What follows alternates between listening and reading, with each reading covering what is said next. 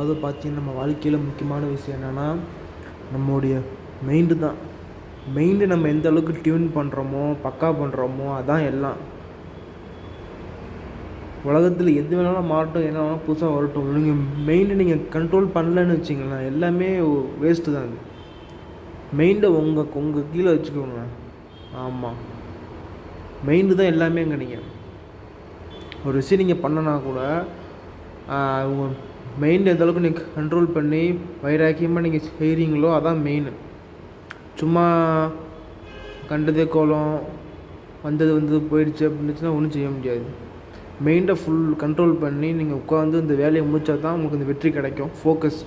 Focus பண்ணி ஒரு இடத்த ஒரு விஷயத்தில் என்ன பண்ணணும், ஃபோக்கஸ் பண்ணி அதை நம்ம மைண்டை கண்ட்ரோல் பண்ணி உட்கார வச்சு நம்ம வேலையை முடிக்கணும். ஃபோக்கஸ் மட்டும் பார்த்தாது, மைண்டு உங்கள் சொல்லி பேச்சு கேட்கணும், அதுவும் முக்கியம்.